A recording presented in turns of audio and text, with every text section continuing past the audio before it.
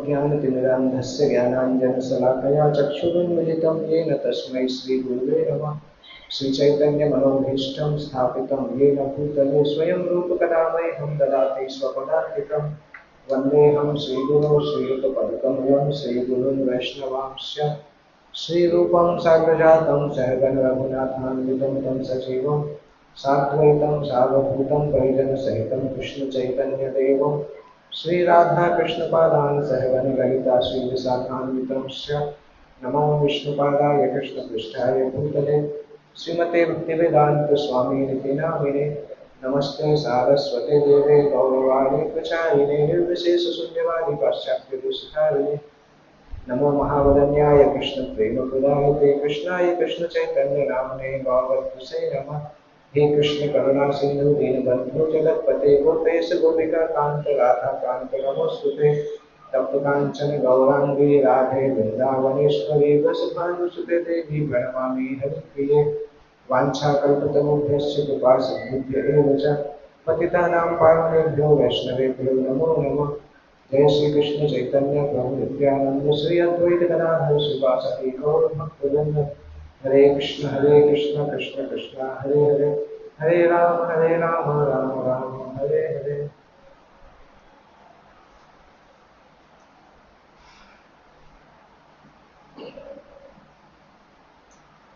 हरे कृष्ण। तो आप सभी का स्वागत है भगवद गीता के इस नए बैच में। आप में से कितने लोग हैं जो पहली बार इस्कॉन मंदिर आए हैं?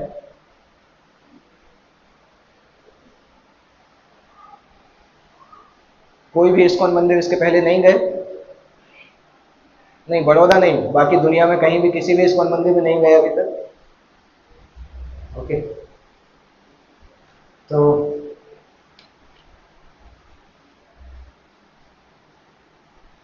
भगवद गीता, भारत में भगवद गीता जो ग्रंथ है उसका नाम कोई बहुत नया नहीं है। भारत के बाहर भले ही लोग नहीं जानते हैं इसको, परंतु भारत में जो रहते हैं उन्होंने भगवद गीता सुना है। रामायण, महाभारत और भगवद गीता, ये तीन ग्रंथों के नाम भारत में बहुत कॉमन है। उसमें भी नॉर्थ इंडिया में रामायण ज़्यादा प्रसिद्ध है, ज़्यादातर लोग रामचरितमानस और रामायण को जानते हैं, परंतु गीता इन जनरल सभी लोग जानते हैं, नाम एटलीस्ट जानते हैं। हो सकता है गीता का ये पता नहीं हो कि गीता किसने बोला, किसने सुना, गीता में क्या है, ये पता नहीं हो सकता है, क्योंकि भारत में कई लोग हैं जिनको ये भी नहीं पता है कि राम और सीता का क्या रिलेशन था। कुछ लोग ऐसे हैं भी, कुछ यूट्यूब वीडियो आपको मिलेंगे, कोई बोलते हैं सीता जो है वो रावण की पत्नी है, राम अलग अलग, क्योंकि कुछ लोग इतने अज्ञानता में है कि उनको शास्त्र का ABCD भी नहीं आता है। तो गीता किसने बोला, किसने सुना, किस परिस्थिति में बोला गया, ये सब हो सकता है सबको नहीं पता हो, परंतु नाम सभी ने सुना है। और भगवद गीता का मतलब है भगवान के द्वारा बोला गया गीता। इस तरह से वैदिक शास्त्रों में बहुत सारी गीता है, जैसे गुरु गीता भी है और अष्टावक्र गीता भी है और गोपी गीता भी है, रुद्र गीता भी है, उद्धव गीता भी है। तो कई गीता है, किसने बोला है उसके आधार पर। केवल उद्धव गीता ऐसा है कि जिसके लिए बोला गया उसके आधार पर नाम दिया गया है, बाकी सामान्यतः जो बोलता है उसको उसके आधार पर वो गीता कहलाती है। तो इसको भगवद गीता भगवान श्री कृष्ण ने अर्जुन को बोला, इसलिए इसको भगवद गीता बोला गया है, भगवान के द्वारा बोला गया।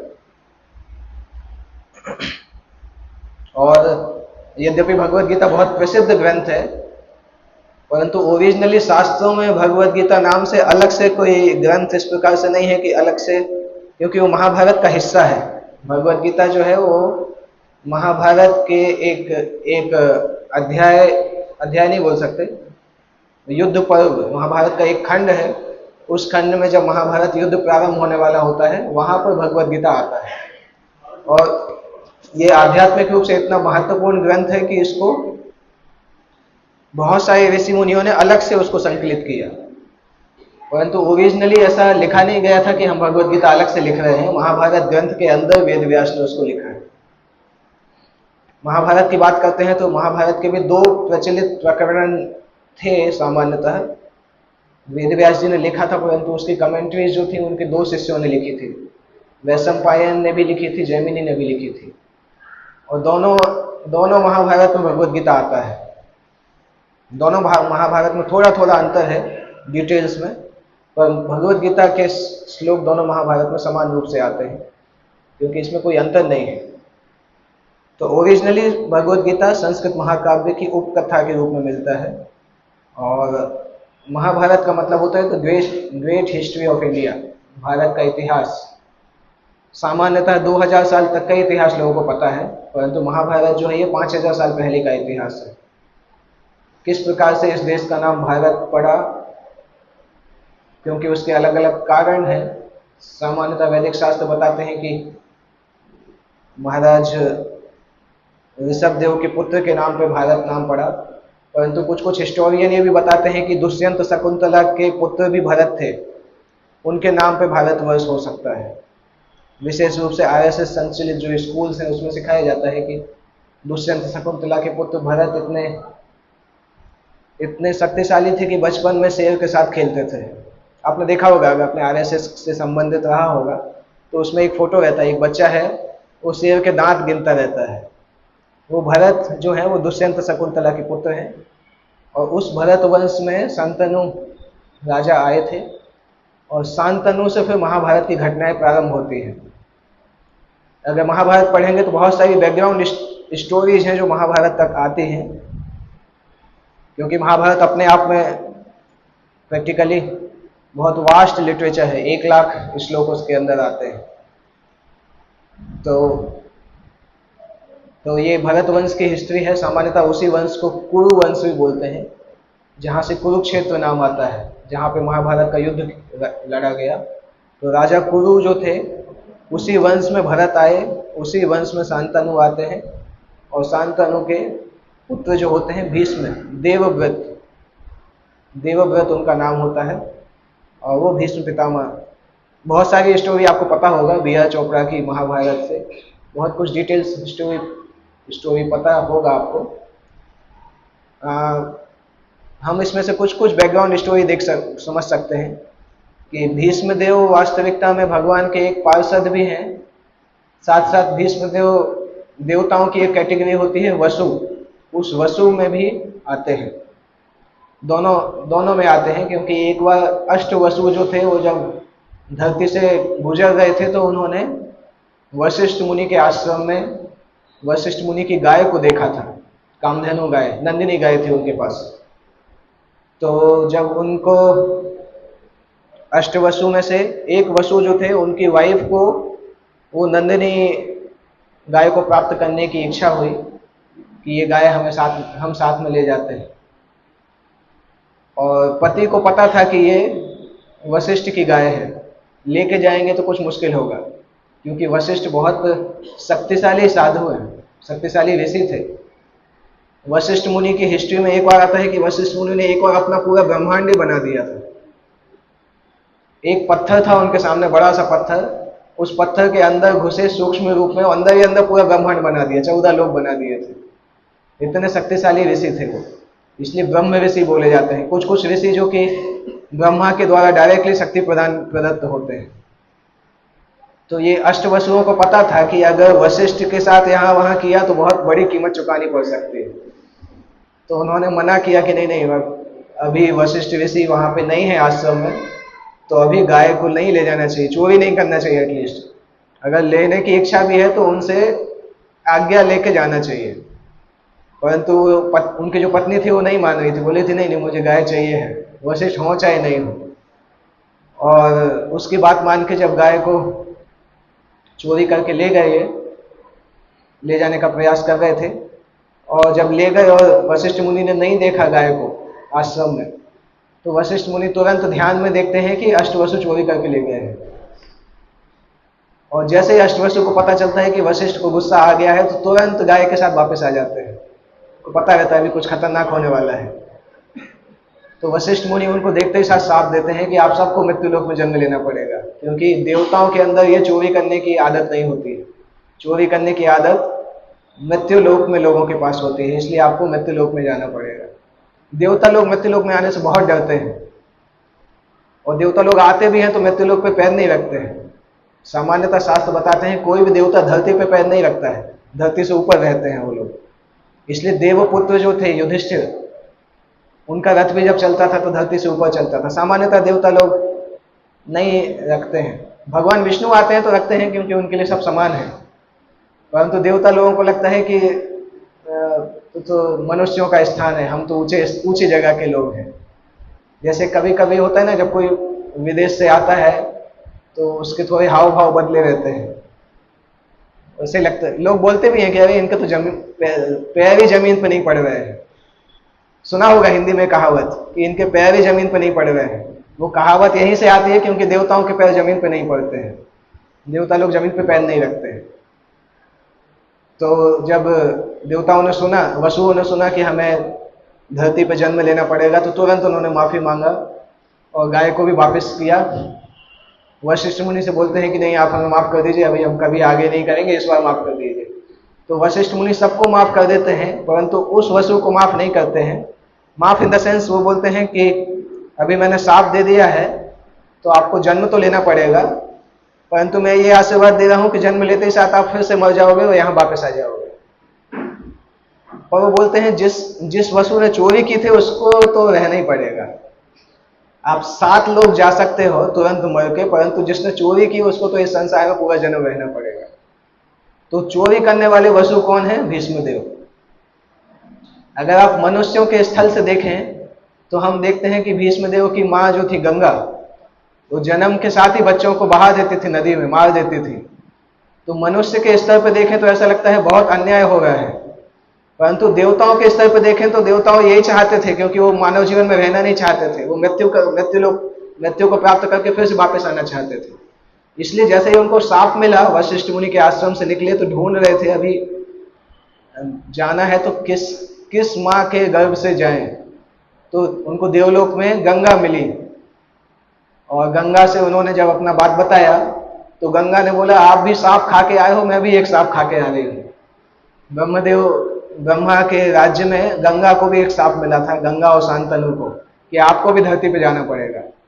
तो दोनों का काम बन गया। उन्होंने बोला ठीक है, हम आपके बेटे के रूप में जन्म लेंगे, जन्म लेते ही साथ आप हमें मार देना। गंगा ने बोला ठीक है, डन। तो इस प्रकार से उनकी डील हुई। तो गंगा ने 7 को मार दिया, 8वें को नहीं मारा। 8वें को मारते समय शांतनु सामने आके रोक दिए थे, और गंगा भी इसी शर्त पे आई थी कि जब उनके पति उनको कोई काम करने से रोक देंगे तो वो चली जाएंगी। तो देवताओं का प्लान पूरा हो गया। मनुष्य समाज वो दूसरी तरीके से दिखता है, इसलिए कई घटनाएं जो मनुष्य धरातल पे हम नहीं देख पाते, समझना चाहिए कि ये किसी न किसी ऊपरी प्लान के अंतर्गत चल रही है। हमारे जीवन में भी जो घटनाएं होती हैं, कुछ घटनाओं का हमें वो पता नहीं रहता है कि क्यों ऐसा हो रहा है, क्या हो रहा है। समझना चाहिए कि ऊपर के प्लान से हो रहा है, क्योंकि मनुष्य सब कुछ नहीं है संसार में। सामान्यतः मनुष्य को ऐसी भावना होती है कि हम ही हम हैं, बाकी सब पानी कम है। इस तरह से भावना होती है कि हमसे हमारे अलावा कौन है यहाँ पे। परंतु बहुत सारे, जैसे हम 3D में काम करते हैं ना, 3D के ऊपर 4D होता है, 5D होता है, 8D 10D तक भी होता है। तो हर लेवल पे लिविंग एंटिटी है। जैसे एक चींटी जो है वो केवल 2D देख सकता है। चींटी जो है वो क्या देखता है? लंबाई और चौड़ाई। ऊंचाई चींटी को कुछ पता नहीं चलता है, क्योंकि 3 डायमेंशन है नहीं। उसका विजन जो है वो 2 डायमेंशन है। हमारा विजन जो है वो 3 डायमेंशन है। कुछ ऐसी प्रजाति हैं जिनका विजन 4 डायमेंशन होता है। ब्रह्मा जी का विजन 10 डायमेंशन होता है, 10 दिशाओं की तरफ देख लेते हैं। इसलिए उनका शरीर जो है बुद्धि से बना हुआ है। हमारे अंदर थोड़ा सा बुद्धि है दिमाग में, उसके कारण हमारा जिंदगी चल रहा है। ब्रह्मा जी ऐसी पर्सनालिटी है जिनका पूरा शरीर बुद्धि से ही बना है, तो कितना ज्यादा बुद्धि होगा। तो संसार बहुत बड़ा है। हम संसार को जानने का प्रभाव इसी तरह से, जैसे हम सोचे कि कोई चींटी समुद्र को पानी पीने की इच्छा रखती है। पूरे संसार को जानना उसी तरह से असंभव है मनुष्य के लिए। तो इसलिए फिर ये एग्रीमेंट हुआ और भीष्मदेव का जन्म हुआ। तो भीष्मदेव को फिर पूरी जिंदगी यहाँ रहना था। तो गंगा ने सोचा कि इनको अच्छे से ट्रेन किया जाए। तो गंगा उनको स्वर्गलोक ले गई और स्वर्गलोक में भीष्मदेव का प्रशिक्षण हुआ। बाद में भीष्मदेव शांतनु के पास आए और शांतनु की सेवा करते थे। शांतनु उनका अच्छा संबंध था। परंतु किस प्रकार से चीजें घटती हैं, घटनाक्रम की, शांतनु गंगा के जाने के बाद शांतनु को फिर से विवाह की इच्छा होती थी, परंतु कोई सुंदर कन्या नहीं मिल रही थी और वो इसी तरह से भटकते जैसे रहते थे। तो एक बार एक नदी में गए थे, तो नदी को चलाने वाला जो नाविक था वो नहीं था, उसकी पुत्री नाव चला रही थी। उस पुत्री का नाम था मत्स्यगंधा। मत्स्यगंधा नाम का मतलब होता है जिसके शरीर से मछली जैसी गंध आती है। मछली की गंध कोई इतनी अच्छी नहीं होती है, परंतु तो बचपन से उस पुत्री के, उस लड़की के गर्भ शरीर से मत्स्य की जैसी गंध आती थी। परंतु उसको एक ऋषि ने आशीर्वाद दिया था कि आपका नाम पद्मगंधा होगा। वो ऋषि कौन से? पराशर ऋषि थे ना। पराशर ऋषि ने उसको आशीर्वाद दिया था कि आपका शरीर पद्मगंधा, तो उसके शरीर से पद्म जैसी खुशबू आती थी और 2 मील दूर, कहीं 2 मील आता है, कहीं 10 मील आता है, पता नहीं, महाभारत में वर्णन आता है उसका। तो जब शांतनु उससे मिलते हैं, नाव पार कराते हैं, वो नाव नदी पार कराती है। उसके बाद शांतनु जब वापस आते हैं तो वो बहुत विक्षिप्त अवस्था में थे। तब उस समय भीष्म का नाम भीष्म नहीं था, देवव्रत नाम था। तब देवव्रत फिर जाते हैं पता करने के लिए कि क्या हुआ। तो शांतनु के जो रथ चलाने वाले होते हैं, सारथी, वो बताते हैं कि ऐसा ऐसा हुआ है। तब भीष्मदेव पद्मगंधा के पिता के घर जाते हैं और उनसे पद्मगंधा का हाथ मांगते हैं।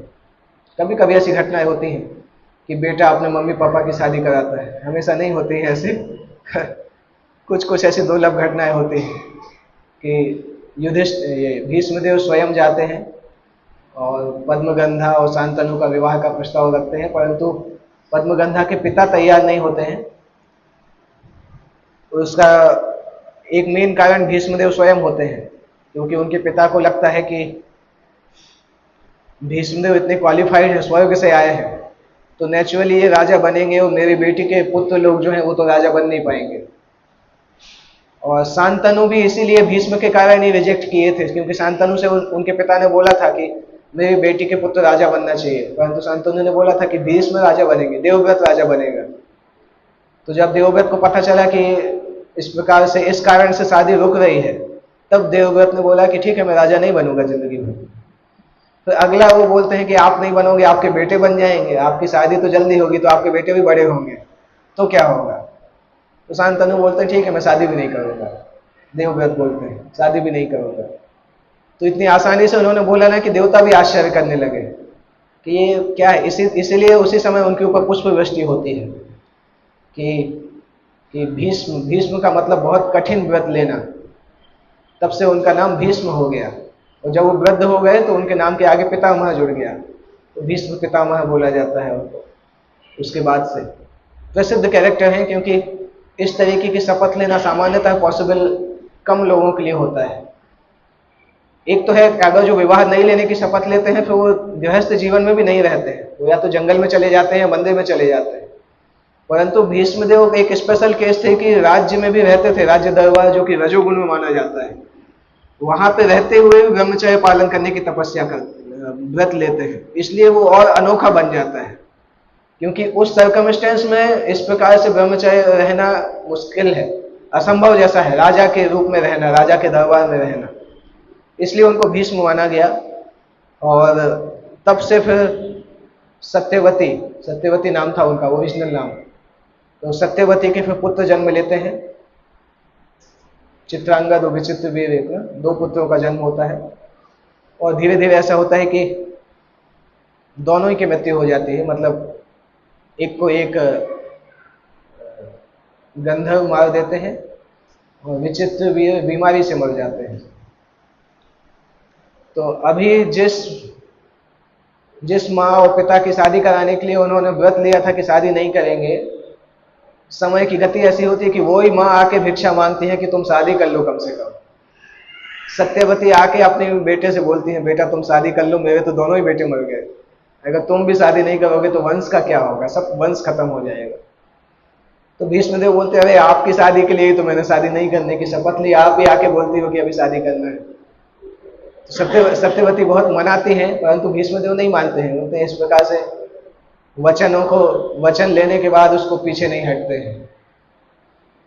तब फिर सत्यवती ये घटना अपने पुत्र को बताते हैं।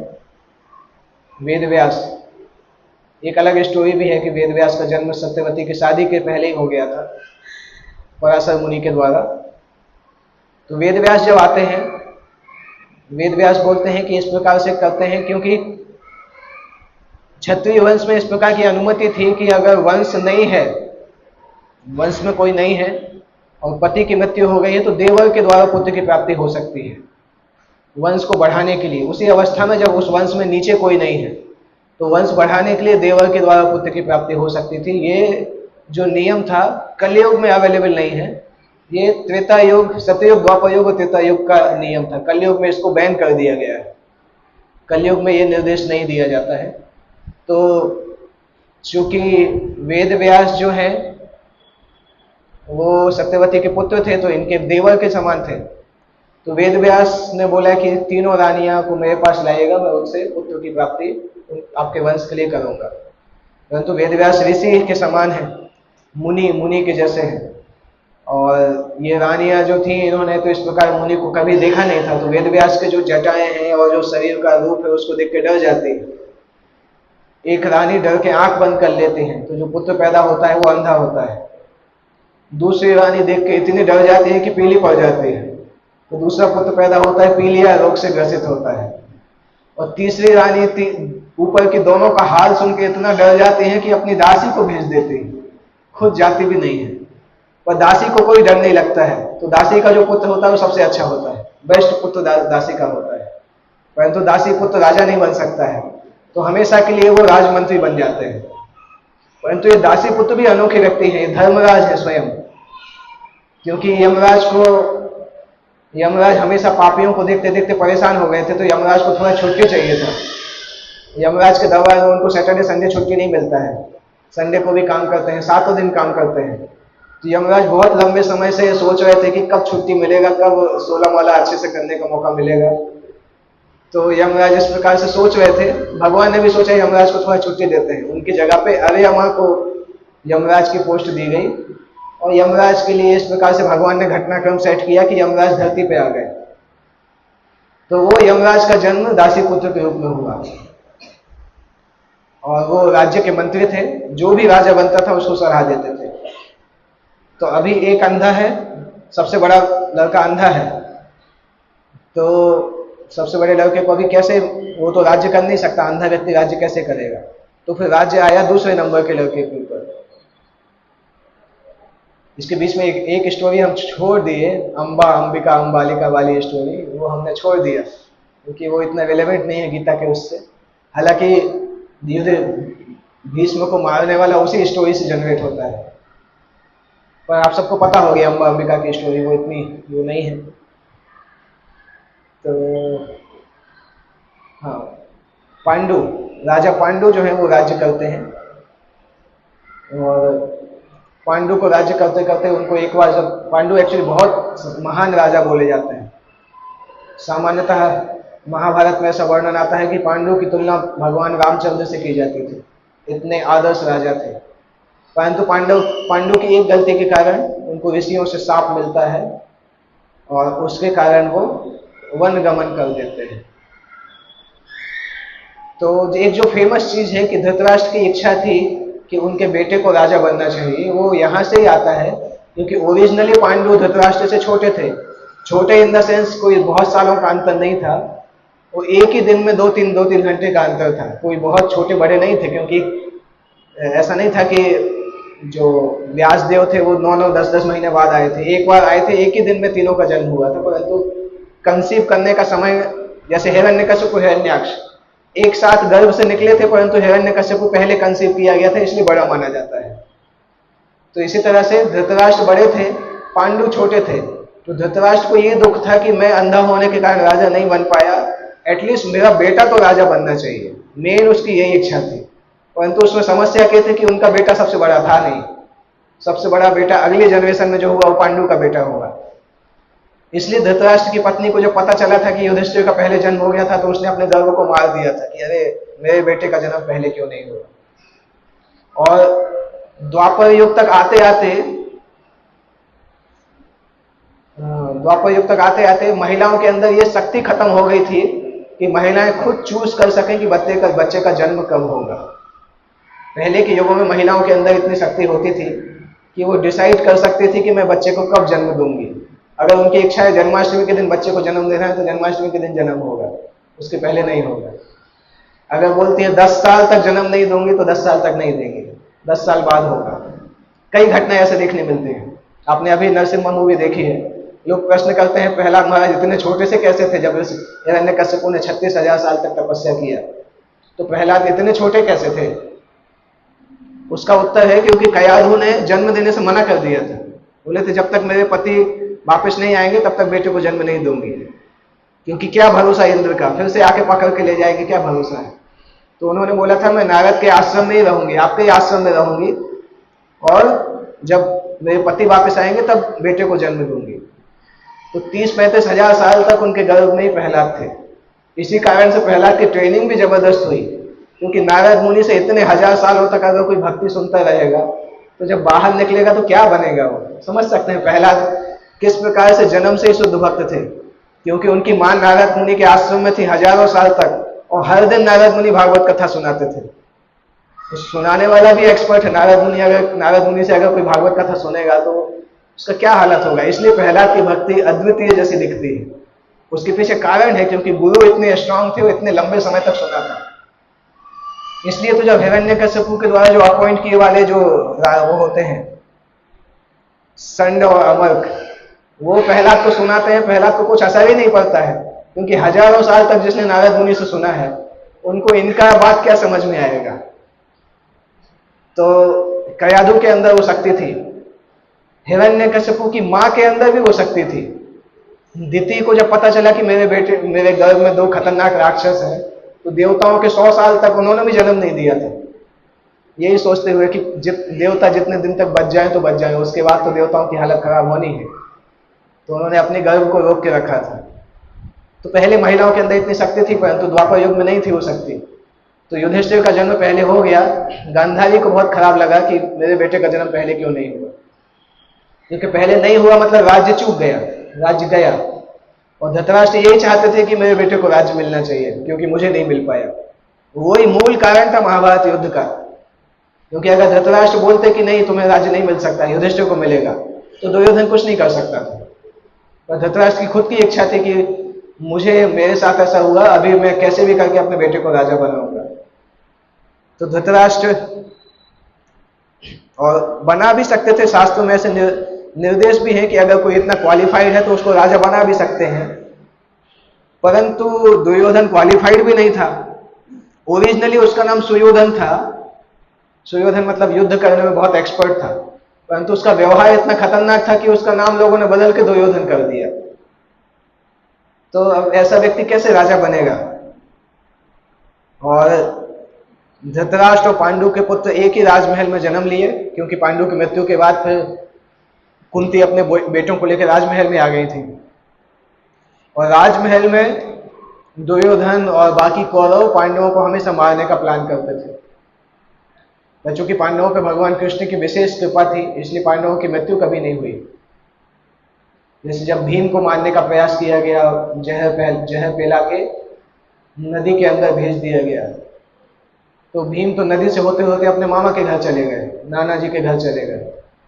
और जब नाना के घर उनका नाती जाता है तो नाना खुश हो जाते हैं। मुझे याद है बचपन में हम लोग जब नाना के घर जाते थे, 1 महीना साल का बेस्ट महीना होता था।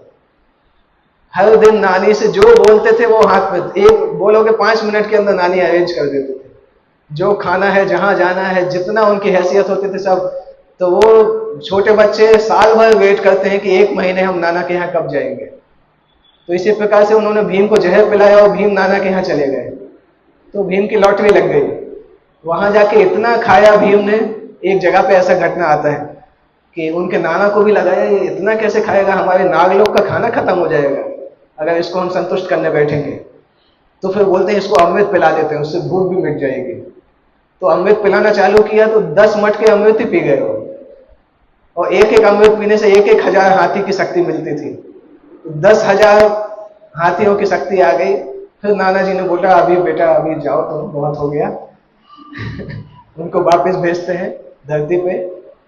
तो दुर्योधन को पता चलता है इसको तो हमने मारने के लिए भेजा था, और शक्तिशाली होकर वापस आ गया। तो इस प्रकार से दोनों पांडव पुत्र और कौरव दोनों की कभी बनती नहीं थी। उसमें पांडवों की गलती नहीं थी, क्योंकि पांडव स्वभाव से चरित्रवान थे। विशेष रूप से युधिष्ठिर का चरित्र इतना ऊंचा था कि उनके मन में कभी कोई पाप कर्म करने की इच्छा ही नहीं होती थी। तो दोनों के दोनों सीखते हैं, द्रोणाचार्य से सैन्य कला भी सीखते हैं, और भीष्म पितामह दोनों बच्चों को गाइड करते हैं। परंतु धृतराष्ट्र के गाइडेंस में उनके पुत्र हमेशा पांडवों के पीछे पड़े रहते हैं मारने के लिए। और धृतराष्ट्र चूंकि राजा रहते हैं, यहां भी एक चीज है कि धृतराष्ट्र टेम्पररी राजा थे। धृतराष्ट्र को जब राजा बनाया गया तो जीवन के लिए भर के लिए नहीं बनाया गया था। उसमें था कि जैसे युधिष्ठिर राज्य करने लायक होंगे तो धृतराष्ट्र को युधिष्ठिर को राज्य ट्रांसफर कर देना चाहिए था। वो युधिष्ठिर की भलमनसाहत थी कि जब युधिष्ठिर बड़े हो गए तो उन्होंने बोला ठीक है हम इंद्रप्रस्थ ले लेंगे, आप हस्तिनापुर करिए। अदरवाइज नियम के हिसाब से धृतराष्ट्र उतने समय तक के लिए राजा थे जब तक युधिष्ठिर बड़े नहीं होते, केयर टेकर राजा थे। परंतु कभी कभी क्या होता है, 11 महीने से ज्यादा, अगर 11 महीने 2-4 साल अगर किराएदार को रख लो तो वो घर का मालिक बनने का सोचने लगता है। तो धृतराष्ट्र के साथ वैसा ही हुआ, उनको केयर टेकर राजा बनाया, परंतु वो सोचने लगे कि अभी मैं अपने बेटे को ही राजा बनाऊंगा। उस कारण से फिर इंद्रप्रस्थ बांटा गया। फिर इंद्रप्रस्थ भी छीनने के लिए, चूंकि पांडव इतने चरित्रवान थे और भगवान के इतने अच्छे भक्त थे कि पांडव जहां जाते थे लोग उनके पीछे पीछे चले जाते थे। तो युधिष्ठिर और पांडव इंद्रप्रस्थ गए तो अपने हस्तिनापुर के जो बड़े बड़े वैभवशाली लोग थे वो भी इंद्रप्रस्थ जाने लगे युधिष्ठिर के साथ रहने के लिए। तो धीरे धीरे बिजनेस भी इंद्रप्रस्थ की तरफ शिफ्ट होने लगा। फिर युधिष्ठिर ने राजसूय यज्ञ भी किया तो संसार में उनकी प्रतिष्ठा फैल गई। और वो दुर्योधन को सहन नहीं हुआ कि पांडव इतने फेमस कैसे हो रहे हैं। उस कारण से फिर वो होता है युद्ध क्रीड़ा होती है, उसमें पांडव हार जाते हैं। उसमें भी बहुत सारे लोग क्वेश्चन करते हैं कि युधिष्ठिर ने क्यों किया। तो युधिष्ठिर की कुछ मजबूरियां थी, क्योंकि युधिष्ठिर ने शपथ लिया था कि अपने से वरिष्ठ की बात को टालेंगे नहीं कभी। हाँ, ये बात एक चीज है, क्षत्रिय लोग कई बार शपथ लेते हैं और फंस जाते हैं। इसलिए भगवान कृष्ण का एक कहाँ पे बताते हैं, भगवान कृष्ण अर्जुन से एक जगह बोलते हैं कि क्षत्रियों का ये बहुत बड़ा दुर्बलता है, हिस्ट्री गवाह है कि क्षत्रिय छले जाते हैं। ऐसे ही पहले शपथ ले लेते हैं, बाद में उसी शपथ के कारण मर भी जाते हैं। तो भगवान बोलते हैं नीति शास्त्र इस प्रकार से अंधी शपथ के लिए नहीं बोलता है। शपथ लेते समय बोलना चाहिए अगर मैं कर पाऊंगा तो करूंगा, परंतु कई क्षत्रिय क्या है जोश जोश में बोल देते हैं। उससे ये फिनोमेना होता है कि ओवर प्रॉमिस अंडर डिलीवर का हो जाता है, जबकि एक्चुअल कॉन्सेप्ट क्या होना चाहिए, अंडर प्रॉमिस ओवर डिलीवर।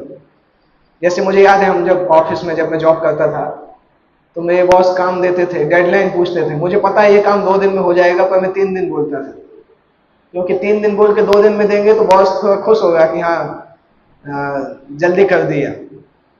पर अगर मैं बोलूंगा 2 दिन हुआ, वो 1-8 दिन लेट हुआ, तो फिर वो हो जाता है ओवर प्रॉमिस अंडर डिलीवर। तो क्षत्रियों की एक कमी होती थी, कई बार क्षत्रिय जोश में वो ज्यादा प्रॉमिस कर देते थे, बाद में जब देने की बारी आती थी तो मुश्किल होता था। तो युधिष्ठिर ने एक प्रकार से शपथ लिया था, क्योंकि व्यासदेव ने आके एक बार युधिष्ठिर से बताया था कि आज से 13 साल बाद एक बहुत खतरनाक युद्ध होने वाला है तुम्हारे और दुर्योधन के बीच में, और उस युद्ध में पूरे भारतवर्ष के युद्ध खत्म होने वाले हैं। व्यासदेव ने ये सब बताया था युद्ध क्रीड़ा के पहले। इंद्रप्रस्थ में व्यासदेव आए थे, उन्होंने भविष्यवाणी किया था युधिष्ठिर से कि युधिष्ठिर मैं देख रहा हूं कि 13 साल बाद बहुत खतरनाक युद्ध होने वाला है, पूरी दुनिया के युद्ध खत्म हो जाएंगे। तो युधिष्ठिर ने उनसे पूछा था कि क्या करना चाहिए ऐसे युद्ध को रोकने के लिए। और फिर उस वाद विवाद वार्तालाप में युधिष्ठिर ऐसी शपथ ले लेते हैं कि सामान्यतः घर में लड़ाइयां होती हैं जब हम अपने से बड़ों की बात नहीं मानते हैं। तो अगर मैं किसी भी हद पे जाके इस युद्ध को रोकना चाहता हूँ, इसलिए मैं शपथ लेता हूँ कि मुझसे बड़े व्यक्ति अगर मुझे कुछ आदेश देंगे तो मैं उसको टालूंगा नहीं। और वो ही एक कारण था कि धृतराष्ट्र ने उनको आदेश दिया कि आपको द्युत क्रीड़ा में आना पड़ेगा, खेलना पड़ेगा। क्योंकि जब द्युत क्रीड़ा चालू होती है उस समय युधिष्ठिर बोलते हैं कि मुझे इसको खेलने की जरूरत नहीं है। जब इंट्रोडक्शन होता है शकुनी के साथ तो युधिष्ठिर मना कर देते हैं कि मुझे इसको खेलने की जरूरत नहीं, मैं खेलना नहीं चाहता हूँ, ना तो मुझे कुछ नया चीज पाना है, ना मेरे मन में कोई और इच्छा है। और उठ के जाने लगते हैं। उठ के जाते समय धृतराष्ट्र बोलते हैं कि मेरा आदेश है कि तुम खेलो। और उसके पहले युधिष्ठिर ये शपथ ले चुके होते हैं कि मैं बड़ों के आदेश को नहीं टालूंगा, इसलिए वो बैठ जाते हैं। और चूंकि द्युत क्रीड़ा अपने आप में रजोगुण का खेल है, तो एक बार जब कोई व्यक्ति बैठ जाता है तो फिर उसका दिमाग उसमें डिग्रेड होने लगता है। तो बैठने के बाद फिर जो चीज होती है वो युधिष्ठिर के नियंत्रण से बाहर निकल जाती है। और फाइनली फिर पांडवों को 12 साल का वनवास, 1 साल का अज्ञातवास मिलता है। उसमें भी मनु संहिता के आधार पर होता है। 14 साल के जो इनहेरिटेंस के नियम है मनु संहिता के आधार पर, कि त्रेता युग में 14 साल का वनवास क्यों दिया गया था राम को, और द्वापर युग में पांडवों को 13 साल का वनवास क्यों दिया गया था। क्योंकि मनु ऐसा बताते हैं कि 13 साल के अंदर आप कागज पे स्वामी को बदल सकते हैं। इनहेरिटेंस का नियम है, अगर कोई 14 साल तक राज्य कर रहा है तो राज्य उसका हो जाएगा। और कैकेयी को ये नियम पता था, मंथरा को भी ये नियम पता था, इसलिए उन्होंने एग्जैक्टली 14 साल रखा कि 14 साल बाद जब राम आएंगे तब तक तो नियम के हिसाब से भरत राज्य का राजा बन जाएंगे। क्योंकि 14 साल बाद जिसने 14 साल तक राज्य किया वो राजा घोषित हो सकता है। और इसीलिए ये लोग 13 साल रखे थे। 13 साल इन्होंने, क्योंकि द्वापर युग में वो नियम 13 साल का था, त्रेता युग में वो नियम 14 साल का था। तो इस प्रकार से पांडव 13 साल के वनवास, 12 साल वनवास, 1 साल अज्ञातवास में गए। और जब वापिस लौटते हैं, लौटते समय जब मांगा जाता है वापिस राज्य, तो दुर्योधन मना कर देता है। उस समय दुर्योधन ये भी बोलता है कि पांडव फिर बोलते हैं कि ठीक है हमें पूरे राज्य मत चाहिए, नहीं चाहिए, परंतु 5 गांव दे दो, एक पांडव को एक गांव दे दो। तब फिर दुर्योधन बोलता है 5 गांव तो क्या, एक सुई की नोक के बराबर जमीन भी नहीं दूंगा।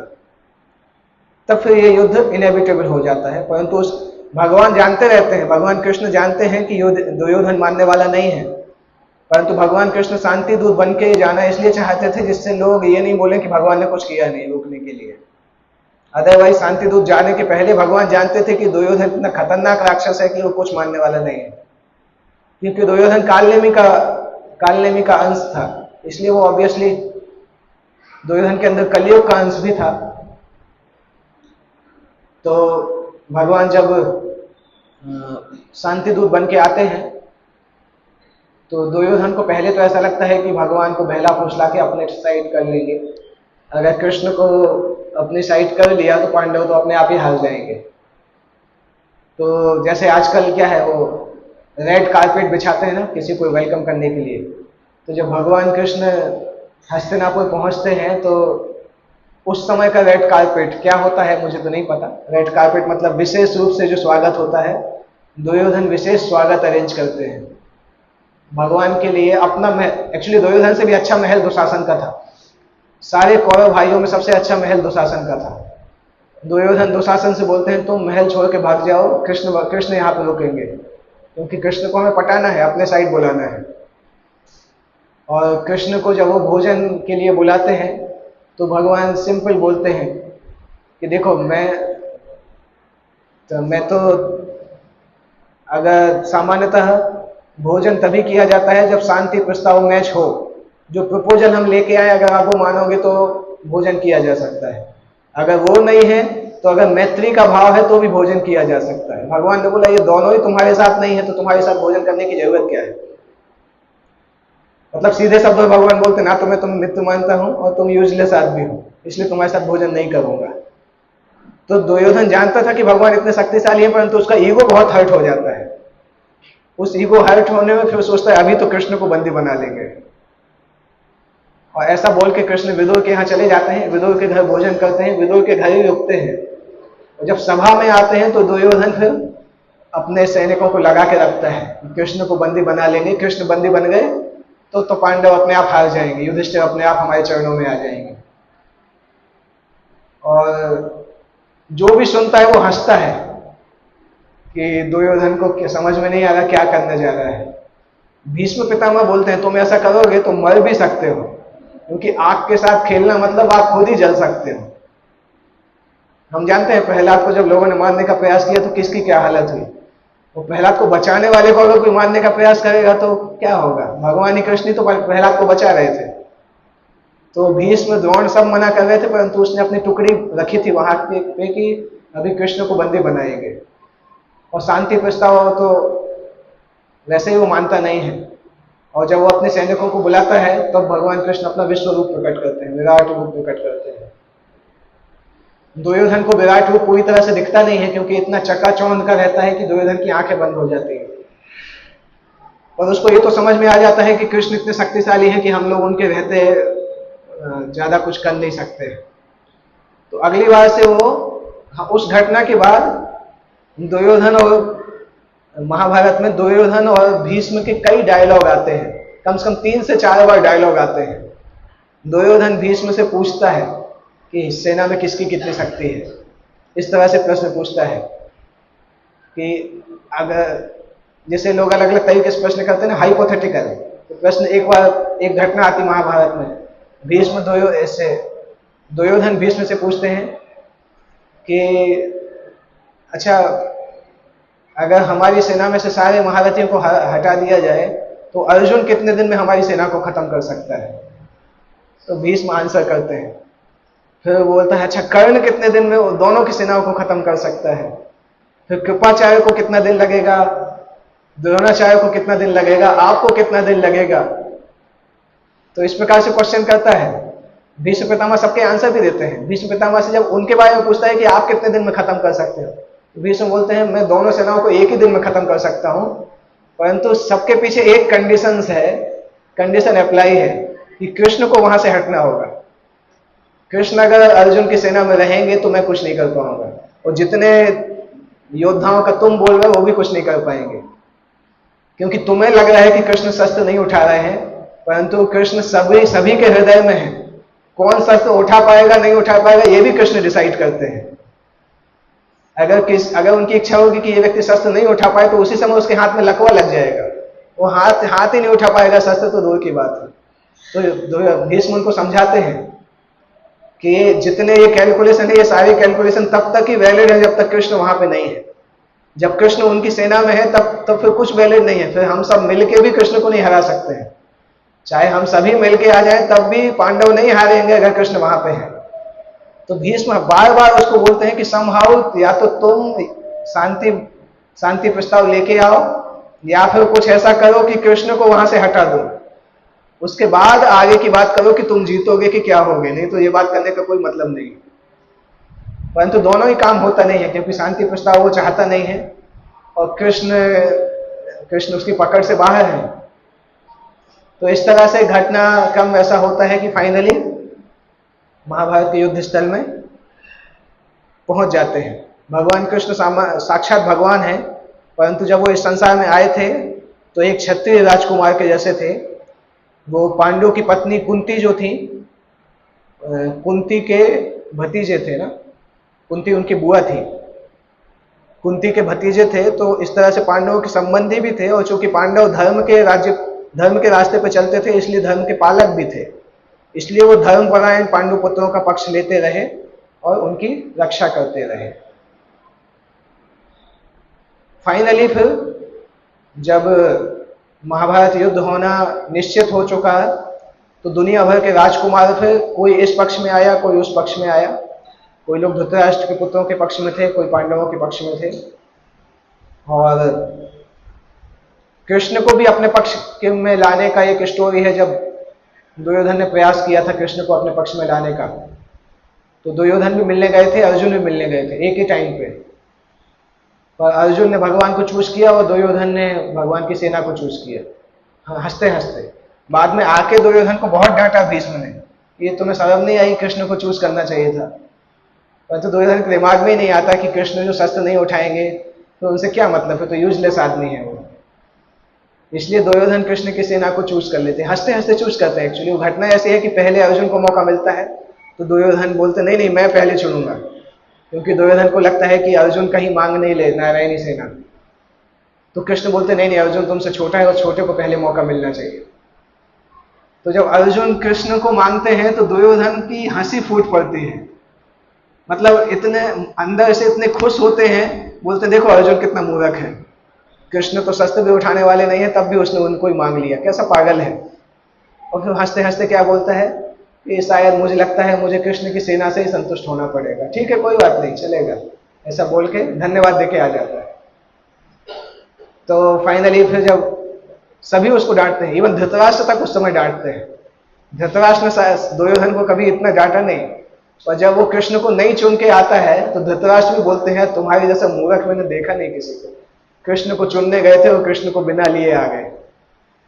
तब धृतराष्ट्र भी बोलते हैं, क्योंकि धृतराष्ट्र भी इस चीज को तो जानते थे कि कृष्ण पूर्ण पुरुषोत्तम भगवान है, अगर वो किसी तरफ है तो वो जगह वो पक्ष हारेगा नहीं। धृतराष्ट्र का ये था कि उनको सच्चाई पता थी परंतु कुछ कर नहीं सकते थे, हाथ बंधे हुए थे। और दुर्योधन को भी धर्म अधर्म पता था परंतु उनका दिमाग ही धर्म की तरफ जाता नहीं था। महाभारत में श्लोक आता है जानामि धर्म न च मे प्रवृत्ति जानामि अधर्म न च मे निवृत्ति। मैं धर्म को जानता हूं परंतु पालन नहीं कर सकता, गलत उल्टा बोल दिया मैंने, नहीं मैं धर्म को जानता हूं परंतु धर्म का पालन नहीं कर सकता, और अधर्म को जानता हूं और जानते हुए भी मैं उसे वही करना पड़ता है। तो युद्ध धृतराष्ट्र भी उसी तरह से थे, हृदय दौर्बल्यता के शिकार थे। तो फाइनली ये घटनाक्रम आता है कि युद्ध क्षेत्र में सभी लोग उपस्थित होते हैं, कृष्ण अर्जुन के सारथी बनते हैं, और उस तरह ये महाभारत की घटना एक ऐसे पॉइंट पे पहुंचती है जहां पे गीता शुभारंभ होती है। जैसे कोई नॉवेल है ना, उसका क्लाइमैक्स बहुत इंपॉर्टेंट होता है। जब हीरो और विलेन की लड़ाई होती है तो सबका कंसंट्रेशन सबसे हाई होता है उसी समय पे मूवी में, लास्ट में जब लड़ाई होती है। तो ये लास्ट की लड़ाई है और उस लड़ाई के समय भगवान गीता बोलते हैं, ये सोचते हुए कि इस समय सभी लोग बहुत ध्यान से कंसंट्रेशन से महाभारत पढ़ेंगे तो गीता अपने आप पढ़ लेंगे। परंतु कलयुग के लोग इतने स्मार्ट होते हैं कि महाभारत पढ़ लेते हैं, गीता छोड़ देते हैं। कभी कभी मम्मी बेटे को दवाई देती है, वो रसगुल्ला के अंदर कोई कड़वी दवाई डाल के देते हैं, तो बेटा ज्यादा स्मार्ट होता है, वो रसगुल्ला खा लेता है, अंदर की दवाई फेंक देता है। कलयुग के लोग उसी तरह से हैं कि महाभारत पढ़ने में अच्छा लगता है, उसके अंदर की गीता गायब कर देते हैं। भगवान ने गीता उसी समय बोली, इसीलिए ये गीता का बैकग्राउंड है कि युद्ध के सारे जो युद्ध रोकने के जो प्रयास थे वो सारे प्रयास विफल हो जाते हैं, और कृष्ण अर्जुन रथ पे खड़े हैं। अर्जुन कृष्ण से बोलते हैं कि मेरे रथ को दोनों सेनाओं के बीच में ले जाइए, और धृतराष्ट्र अपने सचिव संजय से पूछते हैं कि दोनों सेनाओं ने क्या किया। तो ये भगवत गीता की पृष्ठभूमि है, इस पृष्ठभूमि से भगवत गीता प्रारंभ होती है। इसलिए भगवत गीता जो हम प्रारंभ करेंगे, पहला अध्याय भगवत गीता का इंट्रोडक्शन जैसे ही है, जिसमें दोनों सेनाओं में कौन कौन से योद्धा हैं, और फिर कौरव शंख बजाते हैं, भीष्म पितामह शंख बजाते हैं, पांडव शंख बजाते हैं। उसके बाद युधिष्ठिर कृष्ण से बोलते हैं मैं दोनों सेनाओं में देखना चाहता हूं कौन कौन युद्ध के लिए है, और कृष्ण जब उनको बताते हैं कि देखो कौन कौन है, तब उनको देखने के बाद अर्जुन को फीलिंग आती है कि सारे हमारे रिश्तेदार हैं तो युद्ध नहीं करना चाहिए। तो पहले अध्याय में केवल ये बताया जाता है कि अर्जुन क्यों युद्ध करना नहीं चाहते हैं, और दूसरे अध्याय से भगवान अर्जुन को समझाते हैं। दूसरे अध्याय में बाकी सारे 17-18 अध्यायों का इंट्रोडक्शन दिया है कि गीता में क्या क्या दिया गया है। कर्म योग, ज्ञान योग आता है, अष्टांग योग आता है, भक्ति योग आता है, इन सब का संक्षिप्त वर्णन दूसरे अध्याय में आता है। फिर तीसरा अध्याय और 5वां अध्याय कर्म योग के बारे में बताता है। चौथा अध्याय दिव्य ज्ञान योग के बारे में बताता है। 6वां अध्याय अष्टांग योग का वर्णन करता है। 7वें से 12वें अध्याय तक भक्ति योग का वर्णन आता है। 13 से 18 अध्याय तक ज्ञान योग का वर्णन आता है। परंतु सबके बीच में एक थ्रेड है। भगवत गीता ऐसा नहीं कि इंडिपेंडेंटली डिस्कस है, ये भी बताया जाता है कि सारे योग एक दूसरे से संबंधित कैसे हैं। किस योग में क्या कमी है, वो कमी दूसरे योग में कैसे दूर होती है, या एक ही व्यक्ति अगर योग की पद्धति में ऊपर बढ़ता है तो किस किस स्टेज से निकलता है। तो एक चीज समझना होगा कि ये सारे योग अपने आप में स्वतंत्र नहीं है कि जिसको जो इच्छा है वो कर ले। वो एक योग की सीढ़ी के जैसे है। व्यक्ति एक सीढ़ी पे जाता है तो अलग अलग फ्लोर आते हैं, तो ये योग की जो पद्धति है अलग अलग फ्लोर के जैसे हैं। फाइनली जो डेस्टिनेशन होता है वो भी भगवान बताते हैं कि सबसे ऊंचा योग कौन सा कहलाता है, जो कि सारे योगों, जिसको करने से सारे योगों का फल मिल जाता है। तो वो सब गीता में वर्णन सिस्टमेटिक केवल अर्जुन और कृष्ण के डायलॉग से बताया गया है। ज्यादातर श्लोक भगवान कृष्ण ने बोले हैं, 500 से ज्यादा श्लोक कृष्ण ने बोले हैं। अर्जुन ने केवल प्रश्न किए हैं कुछ, और धृतराष्ट्र का एक ही श्लोक है, संजय के कुछ 7-8, हालांकि गीता पूरा संजय नहीं बोला है, परंतु संजय उवाच कह के कम श्लोक है, श्री भगवान उवाच कह के कई श्लोक है। तो इस तरह से गीता का संक्षिप्त विवरण है। 18 अध्याय में 700 श्लोक, 700 श्लोकों में भगवान ने इसको बोला था। 700 श्लोकों में पूरी भगवद गीता है। और अभी ये देखते हैं कि ये भगवद गीता का जो कमेंट्री है जो प्रभुपाद जी ने लिखा है, ये कमेंट्री का क्या स्पेशलिटी है। क्योंकि भगवद गीता के कमेंटेटर्स में एक सामान्य चीज देखी जाती है कि जो व्यक्ति जिस चीज को मानता है भगवद गीता के आधार पर उसी को प्रूफ करने का प्रयास करता है। भगवद गीता की कई कमेंट्रीज आपने देखी होंगी, परंतु सामान्यतः कमेंट्री में ये चीज फॉलो होती है कि जैसे मैं कोई चीज को मानता हूं तो मैं गीता की व्याख्या उसी तरह से करूंगा जैसे जो मैं अपना पॉइंट बताना चाहता हूं। परंतु भगवद गीता की स्पष्ट व्याख्या वो नहीं कहलाती है जो मैं बताना चाहता हूं। भगवद गीता की स्पष्ट व्याख्या वो कहलानी चाहिए जो भगवान बताना चाहते हैं। और संस्कृत भाषा इस तरह से है कि संस्कृत भाषा को तोड़ा मड़ोड़ा जा सकता है, उसके मीनिंग्स बहुत सारे होते हैं संस्कृत में, एक शब्द के कई मीनिंग होते हैं।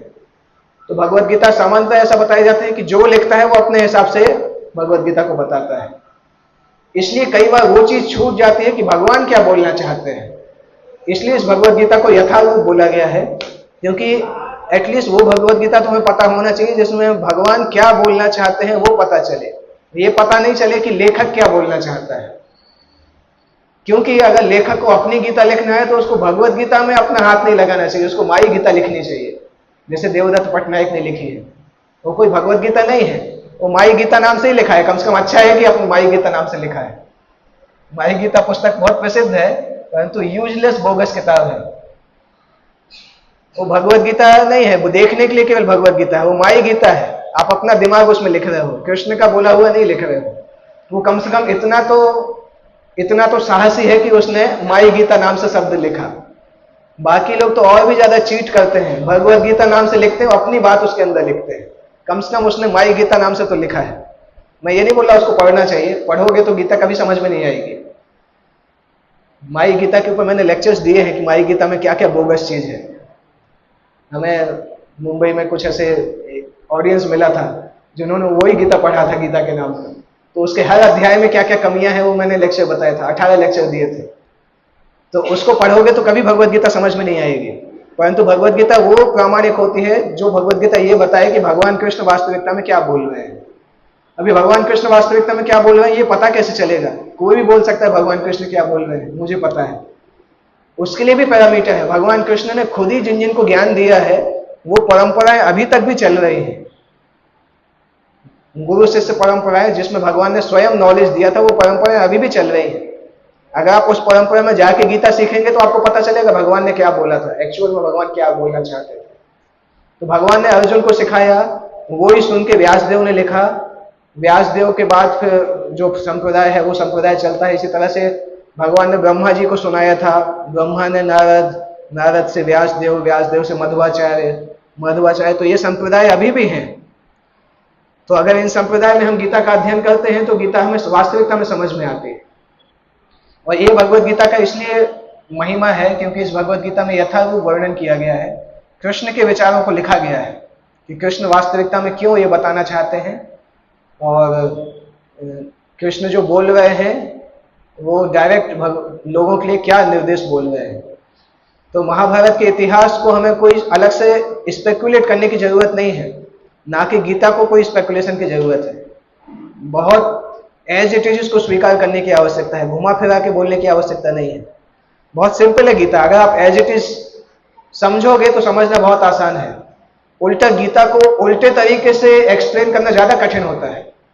मैंने ऐसी गीताएं पढ़ी हैं जिसमें उल्टे तरीके से एक्सप्लेन करते हैं, तो उसको आपको लगता है आप गीता पढ़ लोगे, पता ही नहीं चलेगा पढ़ा क्या मैंने एक गीता पढ़ी थी बचपन में। वो गीता इतनी खतरनाक थी, खतरनाक इन द सेंस उसका एक्सप्लेनेशन ऐसा था कि 5 अध्याय पढ़ने के बाद मुझे समझ में नहीं आया मैंने क्या पढ़ा है। ये टाइम पास करने के लिए पढ़ता था कि गीता पढ़ लिया। कोई अगर पूछ ले कि तुमने पढ़ा क्या था तो एक शब्द भी नहीं निकाल पाते थे, क्योंकि आपको कोई चीज को बिगाड़ के अपने मन से लिखने में ज्यादा कठिनाई लगती है। अगर उसको सीधे सीधे समझ के लिख दो तो ज्यादा आसान होता है। इसलिए अभी हम जब पढ़ेंगे इस गीता को, तो इस गीता को आप देखेंगे बहुत आसान से समझ में आती है। मैंने देखा है कई लोग बोलते हैं कि मुझे तो विश्वास ही नहीं कि जिंदगी भर में गीता समझ में आएगी कि नहीं, क्योंकि उनके हाथ में जो गीता आती है इतनी कठिन होती है कि वो समझ ही नहीं पाते, सोचते हैं शायद हमारे लेवल की है ही नहीं। परंतु गीता इतनी कठिन नहीं है। अगर आप केवल प्रामाणिक तरीके से समझेंगे गीता बहुत आसानी से समझ में आती है। अगर इतनी कठिन होती तो भगवान बोलते ही क्यों? क्योंकि कलयुग के लोगों को अगर समझ में ही नहीं आएगी तो फिर बोलने की जरूरत क्या थी। दैट मीन्स ओरिजिनली गीता आसान है, परंतु हमें समझना होगा कि ठीक तरीके से, तब गीता आसानी से समझ में आ सकती है। तो इसीलिए भगवत गीता महत्वपूर्ण है। जिनके पास भी गीता नहीं है, भगवत गीता सामने स्टॉल लगा हुआ भी है, भगवत गीता खरीद के जाइएगा, क्योंकि हर संडे को हम जो क्लास करेंगे उसमें इसी गीता को रेफर करेंगे हम, भगवत गीता यथारूप। या ऑनलाइन अगर आपको खरीदना हो तो ऑनलाइन आप अमेजन से खरीद सकते हैं, भगवत गीता यथारूप एज इट इज नाम से, श्रील प्रभुपाद श्री ए.सी. भक्तिवेदांत स्वामी प्रभुपाद के द्वारा लिखी हुई भगवत गीता। तो ये जो अनुवाद है वो इसका भाष्य है। पढ़ने वाले को कृष्ण के पास ले जाते हैं, कृष्ण से दूर नहीं ले जाते हैं। इसी दृष्टि से भगवत गीता लिखा गया है। इसके साथ ही इसकी सबसे बड़ी विशेषता यह है कि इस तरह यह पूर्णतया संगत बन जाती है। संगत मतलब जीवन में प्रैक्टिकल तरीके से बन जाती है। और भगवत गीता को पढ़ने के बाद, अगर प्रामाणिक तरीके से हम गीता को पढ़ते हैं तो गीता को पढ़ने के बाद हम भगवान कृष्ण के भक्त बन जाते हैं। नेचुरल गीता पढ़ने का नेचुरल आउटकम है कि हम भगवान कृष्ण की भक्ति सीख जाते हैं। वो एक नेचुरल आउटकम है। तो इस तरह से भगवत गीता का बैकग्राउंड। नेक्स्ट वीक से हम भगवत गीता स्टार्ट करेंगे पहले अध्याय से। इसलिए मैंने समरी आपको बता दिया कि भगवत गीता में क्या क्या है। मुख्यतः पांच ज्ञानों का वर्णन है। ईश्वर के बारे में भगवत गीता का वर्णन किया गया है। जीव के बारे में, हम सभी आत्माओं के बारे में वर्णन किया गया है। हम जीवों का जो शरीर है और ये जो संसार है प्रकृति, इसका वर्णन किया गया है। काल का वर्णन किया गया है, समय किस तरह से कार्य करता है। और कर्म का वर्णन किया गया है, काल के प्रभाव में जीव क्या क्या कर्म करता है, कर्म कैसे अशुद्ध होते हैं, कैसे शुद्ध होते हैं, उस कर्म के आधार पर कैसी चेतना प्राप्त होती है, और उस कर्म से हम संसार में फंस कैसे सकते हैं, और कैसे कर्म से संसार से बाहर जा सकते हैं। ये सब कुछ भगवत गीता का जनरल कंटेंट है। ईश्वर, जीव, प्रकृति, काल, कर्म। भगवान का वर्णन, जीवों का वर्णन, प्रकृति का वर्णन, भौतिक संसार, आध्यात्मिक संसार, समय शक्ति का वर्णन, और कर्म क्रियाओं का वर्णन। ये भगवत गीता के 5 मुख्य सब्जेक्ट मैटर्स हैं। 18 अध्याय में ये सब्जेक्ट मैटर्स अलग अलग जगह पे आते रहेंगे। तो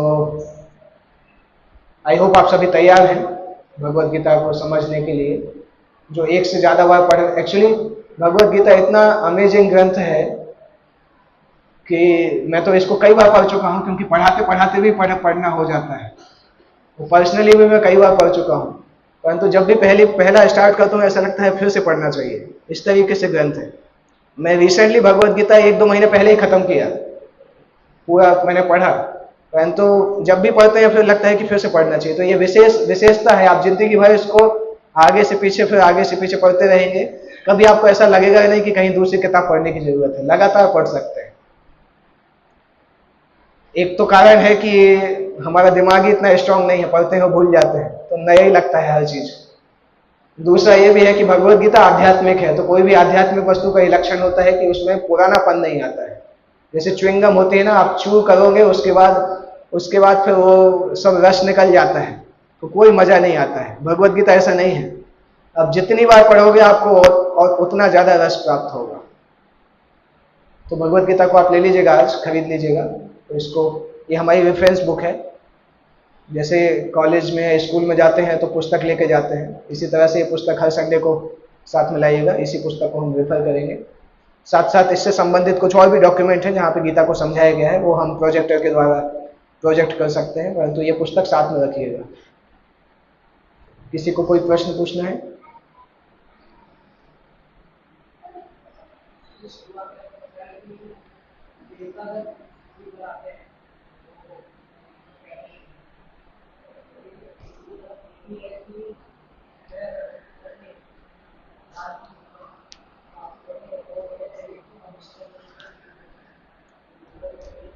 हाँ, जब देवता भक्ति करने की इच्छुक रहते हैं तब धरती पे आना चाहते हैं, जब तक इच्छा नहीं होती तो नहीं आना चाहते हैं। जैसे अमेरिकन इंडिया कब आए? जब भक्ति करने की इच्छा हुई। जब भक्ति करने की इच्छा नहीं थी तो इंडिया आने के लिए कोई इच्छा नहीं होती थी। ओके, तो कुछ अनाउंसमेंट है तो अनाउंसमेंट कर सकते हैं। नेक्स्ट वीक से हम गीता पहला अध्याय पहला श्लोक स्टार्ट करेंगे।